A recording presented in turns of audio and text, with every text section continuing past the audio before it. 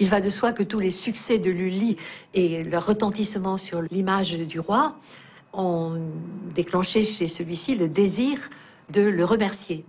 Et en 1681, le roi veut proposer à Lully ses lettres de noblesse. Et il est extraordinaire d'apprendre que Lully a demandé au roi de lui donner plutôt que des lettres de noblesse un titre de secrétaire, conseiller et secrétaire du roi. C'est-à-dire que pour Lully, la consécration qui le rendait l'égal de ces natifs de France, qui étaient eux-mêmes des aristocrates ou autres, mais qui avaient au besoin des postes de ministre, ce dont il avait besoin, c'est de se trouver l'égal de ceux qui s'étaient moqués de ses origines italiennes, de sa modeste extraction. Et c'est ainsi que, contre l'avis de plusieurs de ses conseillers, le roi a troqué la lettre de noblesse, que Lully n'a d'ailleurs jamais eue, contre un poste de conseiller secrétaire du roi qui remplit Lully de bonheur et d'un certain mécontentement des gens comme Louvois qui le salua en lui disant d'un air fort aigre « Bonjour, cher collègue ».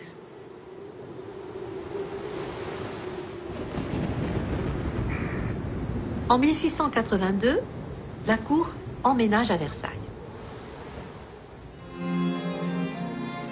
Ça aurait pu être le début d'une décennie extraordinairement joyeuse.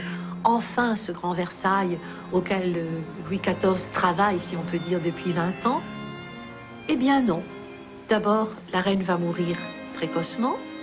Louis XIV a épousé Madame de Maintenon, dont l'emprise dévote sur la cour est de plus en plus grande, puisqu'elle veut même essayer d'empêcher le roi d'aller à l'opéra, puisque le théâtre est un représentant du péché. Et voilà que un scandale qui aurait peut-être été passé sous silence 10 ans plus tôt, un scandale éclate autour de Lully.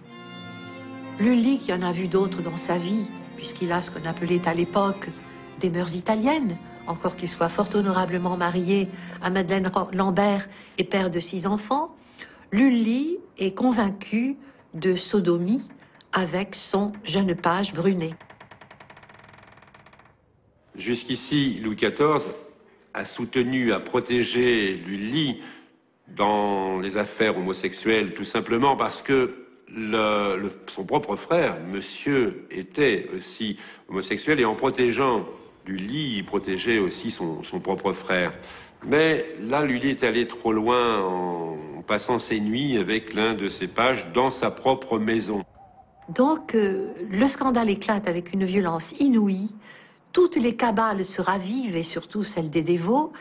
Et Louis XIV, bien sûr, il suit l'avis de Madame de Maintenon, mais on peut penser qu'il y a eu une blessure personnelle dans cette façon dont Lully s'est mal conduit publiquement, alors que c'est l'artiste qu'il protège depuis 30 ans. C'est l'homme en qui il a eu confiance, auquel il a confié les destinées artistiques du royaume. Et alors que Lully n'est ni poursuivi, c'est Brunet, c'est le page qui paie pour tout le monde, Lully n'est pas poursuivi, continue sa carrière, continue d'écrire des tragédies en musique. En fait, la disgrâce se fait d'homme à homme.